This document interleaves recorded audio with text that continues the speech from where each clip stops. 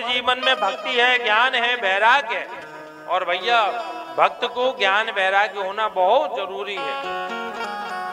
बिना ज्ञान वैराग्य के भक्ति लंगड़ी होती है, वास्तविक बात है।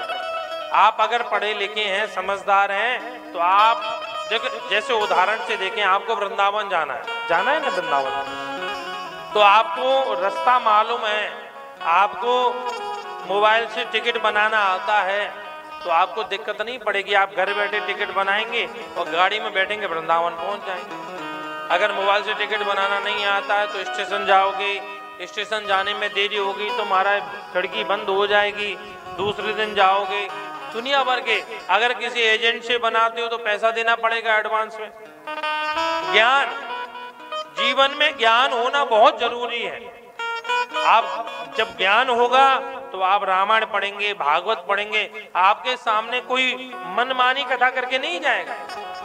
किसी ने कुछ सुनाया, आपने समझ लिया बस ऐसी ही कथा है, नहीं चलेगा। हम सनातनी हैं, हम धर्मज्ञ हैं, दैवज्ञ हैं, हमको पहले पढ़ना चाहिए तब सुनना चाहिए।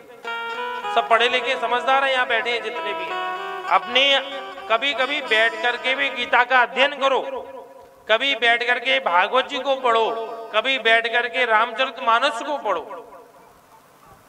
प्रत्येक घर में होना चाहिए। कहते हैं नारद जी कहने लगे, बोले माँ ये कौन है? बोली मेरी दोनों बेटाएं, इनका नाम है ज्ञान और वैराग्य।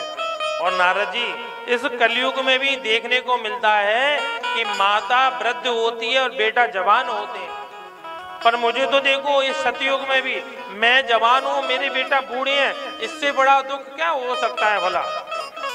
कहते हैं नारद जी ने उन दोनों को जगाया।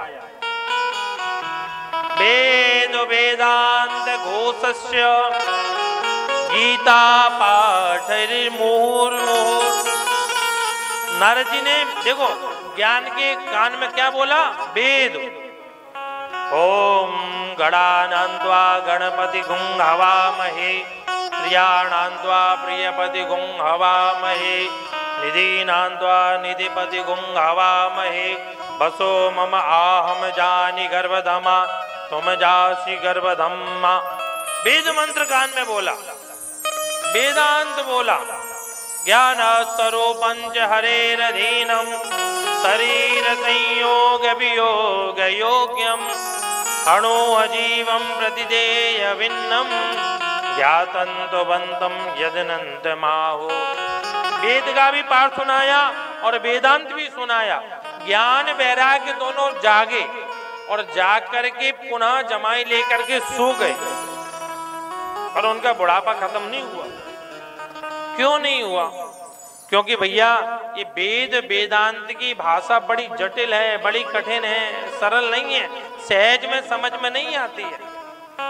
जब तक किसी गुरु के पास, जब तक किसी महापुरुष के पास नहीं बैठेंगे, तब तक वेद वेदांत समझ में नहीं आता है।